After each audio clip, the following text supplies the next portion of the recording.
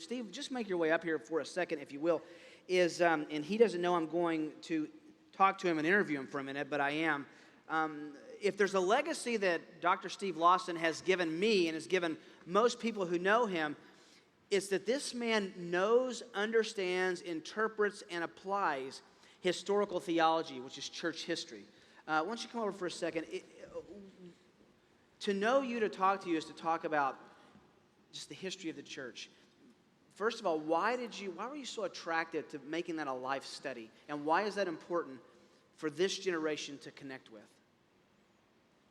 First of all, I have learned more theology, not in my theology classes, but in the study of church history by going back to the 16th and 17th and 18th century to learn what great men of God believed. It was a higher theology, it was a transcendent theology, it was a theocentric theology that exalted God. And what I have seen and heard that is preached today in mainstream, it is so man-centered and it is really just so pathetic. And so by studying church history, I have really been able to walk with the giants who have studied and preached and taught the Word of God, and really breathe more of heaven's air and to drink out of a deeper well by the study of church history. So one is theology. Also, I think inspiration.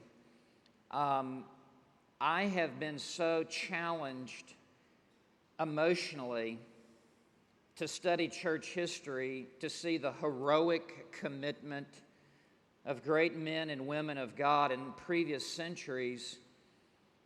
And as I look at my own life and I compare my life to the Marian martyrs whose lives were taken by Bloody Mary, when I read the heroic commitment of Luther and Calvin and Zwingli and all of these great men, when I read of George Whitefield crossing the Atlantic Ocean 13 times and just pushing himself, literally dying, all but dying in the pulpit, I really see that my commitment to Christ has been so minimal. I've never really suffered a day for Christ compared to what these men have suffered. They've paid the price.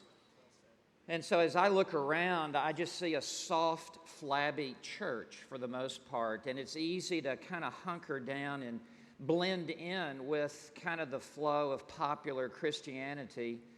But by studying church history, I hear a different drumbeat. I hear a different music that's pulling me forward. And so the inspiration, and so when I go to bed at night, for the most part, I read church history. And there's just such a romance about these biographies, and it just makes me want to give my life to Christ, you know, as they have. And so I think those two things. I think a third is I want to be in the mainstream of Orthodox Christianity. I don't want to be out here on the perimeters. I want my ball to be in the middle of the fairway. and I think there's extraordinary value in studying church history.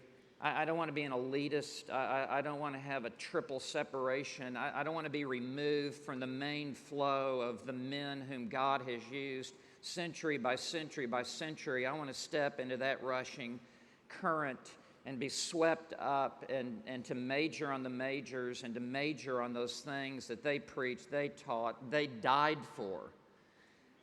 And, you know, what would you die for?